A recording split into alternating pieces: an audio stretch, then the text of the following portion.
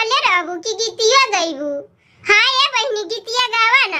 ई त मोटा की खाली बैठले रहेली, मारे थस दका बैठ जाली आ उठाई नहीं पारेली। गीतिया गावा गीतिया।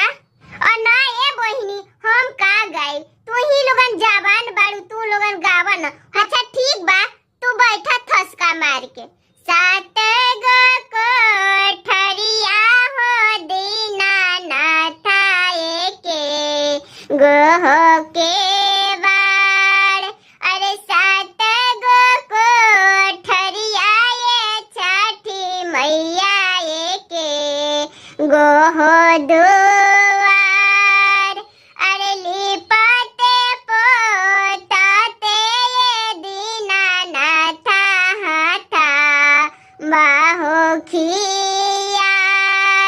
अरे लिपते पोताते ये छठी मैया हाथा बाहो पीरा।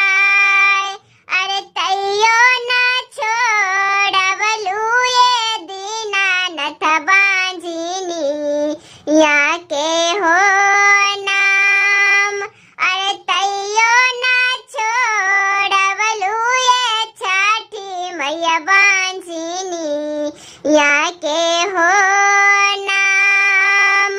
अरे सासू मोरा मारैये दीनानाथ ना नदिया पढ़े हो गारी। अरे कवने का सुरवाये दीनानाथ हमारा से हो भइल। अरे कवने का सुरवाये छठी मैया हमारा से हो भइल। अरे सासू जी के नीपन हो नाना घनी कावने चुका हो भइल। अरे भसुर जी के पर छहियो ना देखनी कावने चुका हो भइल।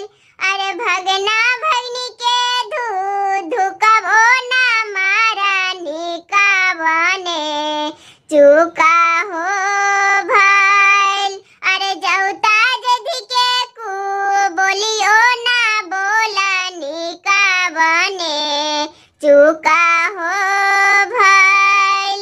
अरे नाना दो से ठोन बजियो ना काईनी कावने चुका हो भइल। अरे तुलसी में गेझनौटबो ना मारनी कावने चुका हो भइल।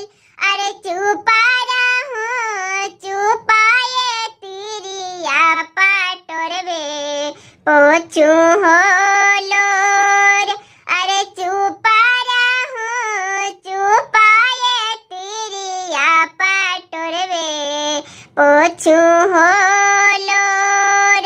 तोहरा के देबो ये तिरिया गाजाधर ऐसन हो पूत। अरे तोहरा के देबो ये तिरिया गाजाधर ऐसन हो पूत।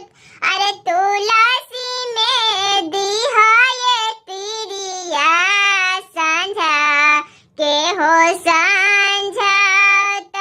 अरे तुलसी में दिहा ये तिरिया सांझा के हो सांझत। लोटा जला पनिया ये तिरिया सुरुजा देवा के ढार। लोटा जला पनिया ये तिरिया सुरुजा देवा के